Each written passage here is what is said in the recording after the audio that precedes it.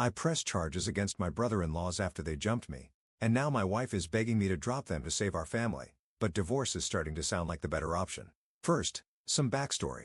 I, 33 meters, met my wife, 33F, in college. It was a long-term physical relationship that turned serious at the end of our senior year.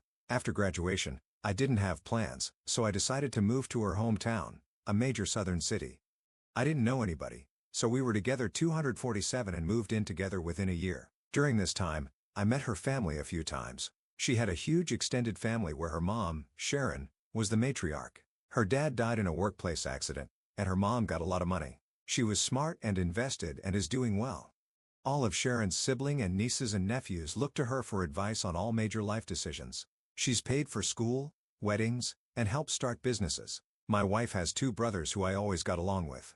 We would hang out independent of my wife a few times a year. We got married after 3 years, and when my son was born, Sharon bought us a house 3 blocks from hers. We had lived in a downtown loft-style apartment, and this was honestly a relief. But with the house came Sharon constantly being in my life, coming in the house unannounced, unsolicited advice, and snide remarks at my expense. Eventually, 18 months later, we had a blow-up fight and I moved my family across town to an apartment. My wife was pissed and our relationship has deteriorated. At this point, Sharon hates me and has turned most of their family against me. I didn't see or go to any of her family events for over a year. My wife still saw her family, but because I wasn't invited and they were over 30 minutes away, it was much less. Sharon went from seeing her grandson almost every day to once a month. So her hate for me went through the roof. The incident. My wife had to work and I was asked to take my son to his cousin's birthday party. The party was at Sharon's house, and if it wasn't my son's first cousin, 6 months apart, I would have said no. It was tense the moment I walked in the house. The father of the birthday boy, brother-in-law, greeted me, but no one else spoke to me. I didn't mind and sat in the corner on my phone. This apparently pissed off Sharon because I was being rude. An argument ensues and I announce I'm leaving with my son. Sharon said, "You can go, but my grandbaby is staying." At this point I lost my cool and started cursing her out.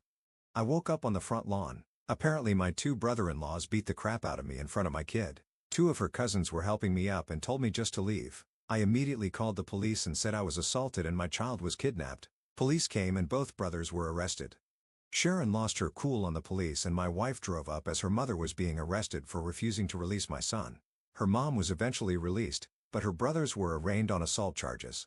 The father of the birthday boy had an assault charge from college, so he is facing some serious consequences. My wife is mad at everyone but asked me to drop the charges. I not only refused, but also got restraining orders for all 3 of them. Her mother isn't allowed to be near our kid, and her brothers have court dates early next year.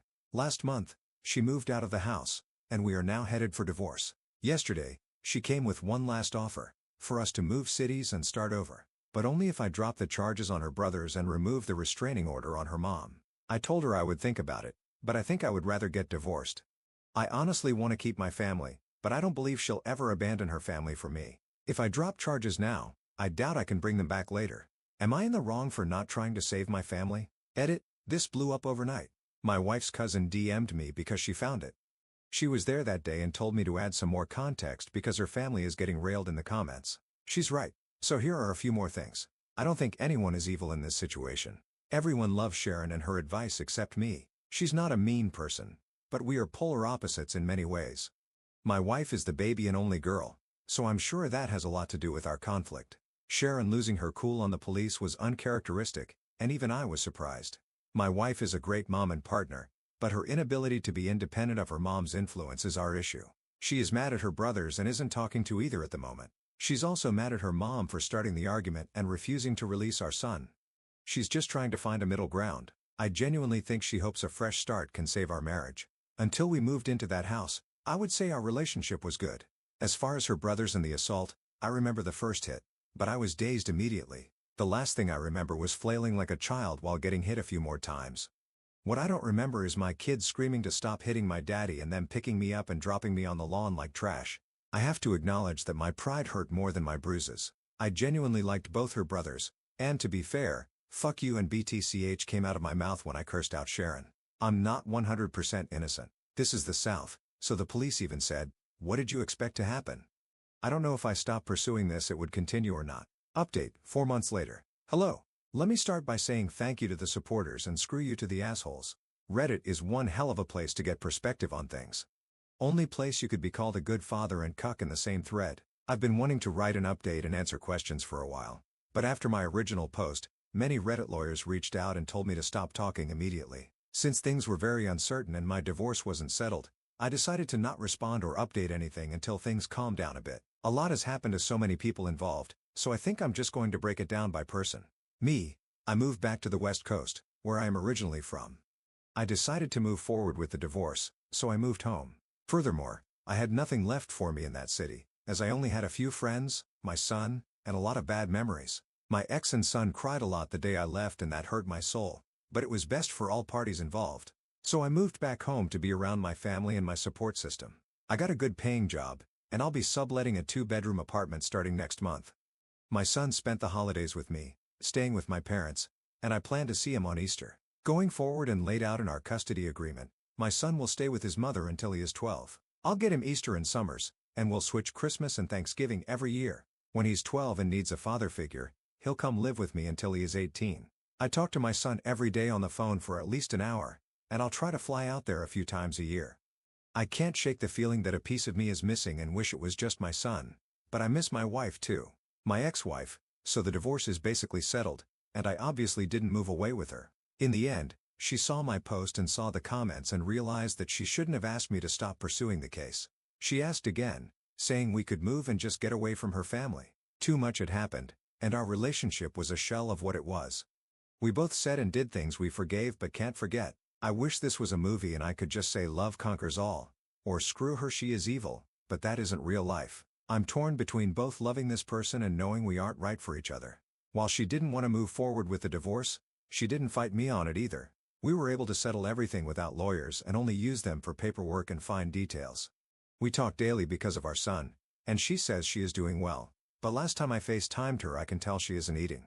My sister said it's post-breakup hotness, whatever that means, but she looks more sick than hot. She hasn't spoken to her brothers since that day and blames them for a lot of what happened. She and Sharon's relationship is also very strained, and they barely talk as well. Ironically, she is hardly speaking to the family she was so desperately trying to keep together. I honestly wish she would talk to her family again because I worry about her a lot. People were very mean to my ex-wife, saying she was a terrible mother and wife. I think she lives for and would die for her family, and all her actions were to keep us together. She told me her 2 biggest regrets were moving into Sharon's house and moving out of our apartment. Those 2 actions caused most of our problems. She is a great mother to my child, and I will always have her back. The brothers, I didn't expect much as far as punishment in this case. They both plead out to a simple assault, which only had minimal consequences. Both brothers spent a night in jail, got fines and anger management. The older brother had a prior incident that I mentioned in the earlier post. It was a bar fight in his early 20s. And he hit a guy with a bottle and got an assault charge. Since that case was over 15 years ago, and he's married, pillar of the community, etc., he was given probation for a year and that was the end. Both brothers have partners in life, and the oldest one is married. I've known his wife for many years, and we've always been friendly. Because of the restraining order, both spouses reached out on behalf of the brothers to speak to me. I barely knew the younger brother's girlfriend, but since I knew the wife, I spoke to her. She said both brothers regretted their decision, and she asked me to lift the restraining order and not to pursue charges. We had a brief conversation, but I simply told her I don't forgive her husband and brother-in-law, and I'm moving forward with both. As we ended the conversation, I told her not to call me again, and I haven't heard from either brother since. I don't know anything beyond what the ex tells me, and she isn't speaking to them. Sharon, so I did have it out with Sharon, and it went about as well as you can imagine. Here is a little backstory to our relationship. Let's start by saying my ex and her family are devout Christians who go to church weekly. I'm a lapsed Catholic who goes to church 3 times a year. I live a very moral and ethical life, but my belief system isn't centered on the church. Furthermore, I consider myself a moderate liberal, and their family as moderate conservatives. For example, I'm down for the Second Amendment, and Sharon supported gay marriage. Ideologically, we were far apart but agreed on the important things in life. The real problems began when my son was going to be baptized. My mom wanted to get our son baptized Catholic, and Sharon wanted him baptized Protestant. Lots of snide remarks about Catholics were said, but I let it go at the time. The ex and I decided to wait and let our son decide, which Sharon hated. When my ex started going back to church and I wasn't in attendance, that further widened the divide. Her family would go by Sharon or someone else's house after church for lunch or dinner, and I either showed up later or not at all. Every time Sharon didn't agree with the decision we made as a couple in regard to our lives, especially my son's life, she would start leaning on my wife and pressuring her behind the scenes. We would literally make a decision, and she would go to her mom's house and then come back with a different opinion. The most frustrating part is she stopped trying to talk to me at all. She would literally just call my wife and get her to change her decision. The big fight that led to us moving out was that my son wanted to play soccer and not football, but my wife's family is a huge football family. We agreed for him not to play football because he didn't want to play, and our concerns about CTE. My wife comes home one day and does a 180 saying that she signed him up for football. We start arguing, and Sharon comes in the house unannounced and joins the conversation, saying we decided it would be good for him. I got pissed and told them Sharon is not my son's parent, and my ex shouldn't be so weak when her mom is pressuring her to do something we decided not to do. Then she said the words that sealed the deal: my opinion should matter. I bought the house. I started looking for a new apartment that night and never looked back. So when we talked, and neither of us raised our voices, but it wasn't a nice conversation.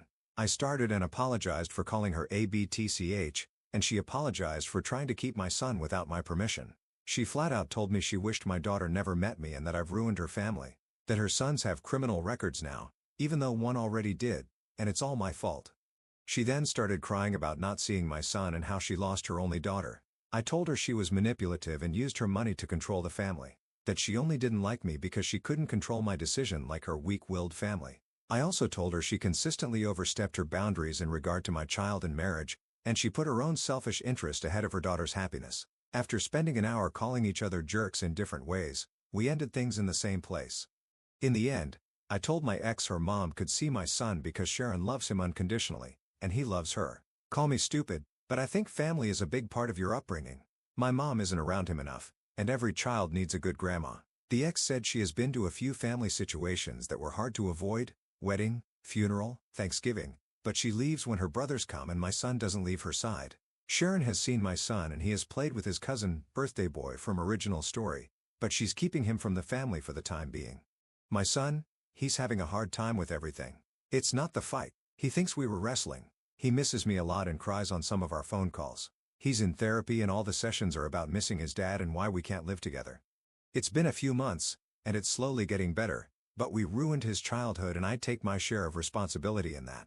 The cousin, she is my wife's first cousin, but they are more like sisters. Sharon is her aunt by marriage, and she was the first to warn me about the family. She was also eviscerated by the comment sections for having me add to the story. She told me I was out of line for calling Sharon ABTCH, but didn't feel I deserved to get beat up.